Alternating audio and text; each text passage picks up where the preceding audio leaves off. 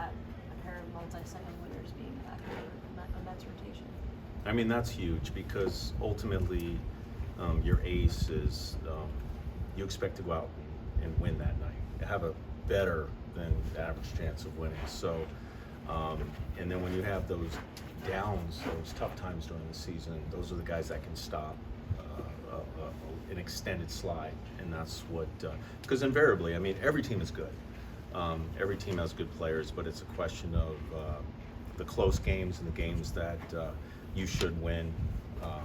Those guys give you a chance to compete every night. So stay healthy. That's the first key. Everyone stay healthy, and then just break it down to basics too. I mean, I think in this day and age, there's a ton of data, there's a ton of statistics, but it's still the same game we played, and you gotta make the right pitches, you gotta catch the ball, you need timely hitting, and you have to stay healthy, most importantly. So there's no secret formula. I mean, it's just a question of guys coming together, supporting each other, staying healthy, picking each other up, playing for the name on the front of the jersey, not for the name on the back, as Tom sort of said many times. So those qualities, those values never get old.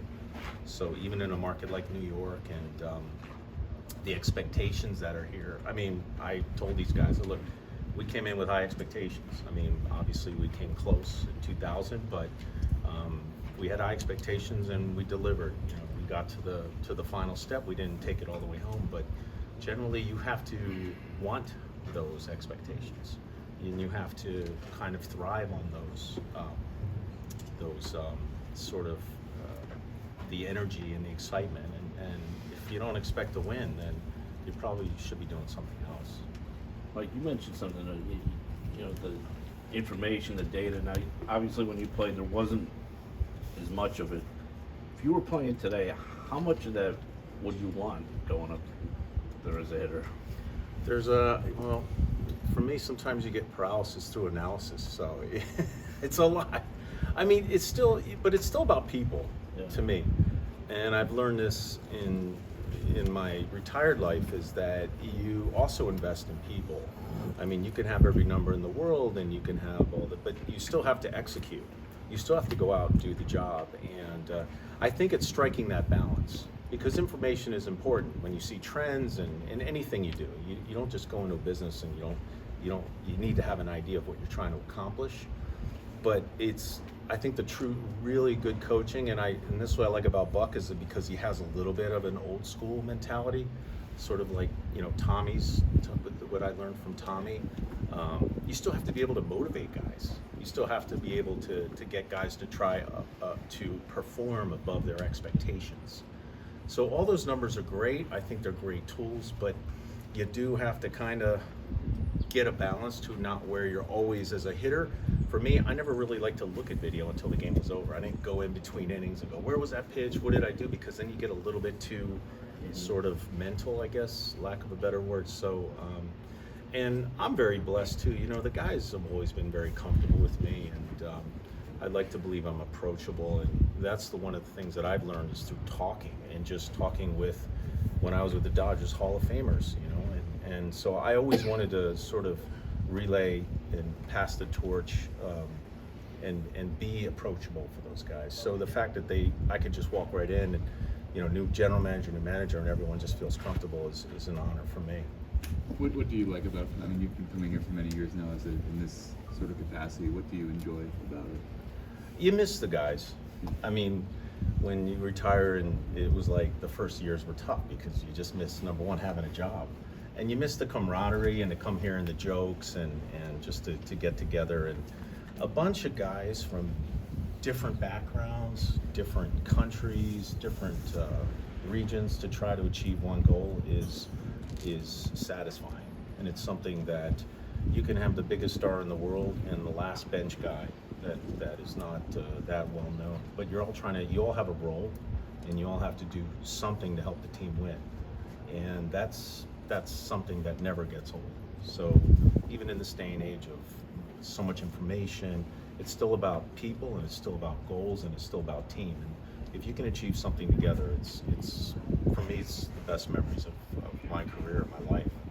For a team with high expectations, like you said, how much do you think it helps having a guy like Buck It helps a lot because, again, it comes down to you still have to play the game. And every other team, they want to beat your butt. Those other teams that don't have high expectations, they play like they have nothing to lose. And that's the way you have to play. But you also have to put it on your shoulders, and there has to be leadership. And leadership is not always vocal leadership, giving new Rockney speeches, but just playing hard and leading by example.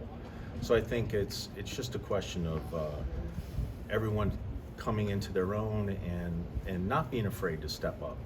And when you're struggling, say, hey guys, let's go. You know, we're better than this. And that's what I remember. And the times that we had times, because you're going to struggle. I mean, that's just part of this game. You're going to go through times. And the best teams are the ones that are able to stop those slides quicker and get back on the winning track.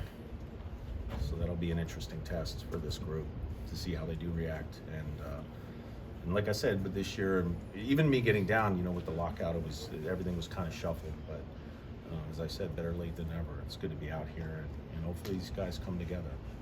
And also, you know, with the organization, we got some really cool stuff, you know, in the heritage, the legacy stuff. So obviously we have the Tom Seaver statue, which I got a little glimpse of, which is, we'll keep that a secret. It's really cool. Jackie Robinson Day, which is the same day, with Gil Hodges going in the Hall of Fame, Keith's number, and that's why I'm sneaking in the cage, because the old timers game. I already have a pulled oblique. I didn't know what an oblique was till I started swinging again. So the funniest thing about just getting, you know, messages from fans on social media saying, go deep, hit it in the upper deck. I'm like, I just don't want to pull anything for my golf game, number one. I don't want to get hurt, okay? So I hate to I'm going to set the bar really low. I hope everyone's just happy that we're on the field, we're all together, all the classic guys, but I'm not going to, don't be expecting any bombs in the upper deck, all right? If I make contact, I'm going to be happy. I threw out a first pitch, I think it was a friend of mine is the coach at UM, and I actually threw out a first pitch and bounced it. So I'm gonna have to get ready. You know, Gino DeMari's coach at UM, so he's like, throw out the first pitch, and then I got booed. So I was like, I hadn't thrown a baseball in 3 years, you know. So yeah, I mean, I will get ready because, like I said, no, but I think it's going to be fun, you know. And we've had an amazing response, and as I said on social media, I'm really excited, and we're excited that Steve really is committed to the history of the team, and the fans love it too. I mean, overwhelmingly, they love it. I mean, they love the '86 guys, and obviously the '69 guys. You know, we're losing them very slowly, but that's what the history of this organization is about. And we celebrate the guys today. They're the real studs. They're the real stars. But ultimately, Mets fans love the history of this club. So, and I'm very happy and happy that Steve is really enthusiastic about the heritage. So, it's great. Mike, did the lockout sort of give you flashbacks to '94 and what it was like to be a player without baseball? Yeah, I was a little concerned. Those are not fun.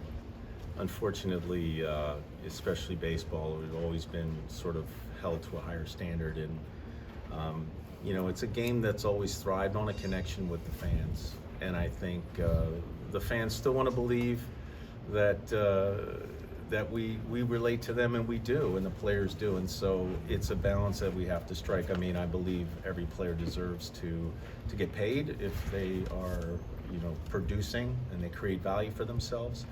But on the same note, it is something where, having seen the other side of the management side, there is a balance you have to strike, and you want teams that may not have the resources as the largest teams to compete. I haven't really studied the deal in depth because obviously being out of the game, but look, I mean, I tell guys all the time, I mean, my first year I had 35 home runs, I made 100,000. So, you know, I believe in paying the price a little bit. You know, I mean, I know these younger guys are going to make more money, and that's good, and they should, because that's, you know, it's the way, if you do that and create value, you should get paid. But look, all's well that ends well. You know, they're playing 162, so now hopefully there's peace for the next 5 years, and we go out and play ball. Mike, have you gotten much of a chance to talk to James McCain, and what have your impressions been of him? I have. He's a super kid.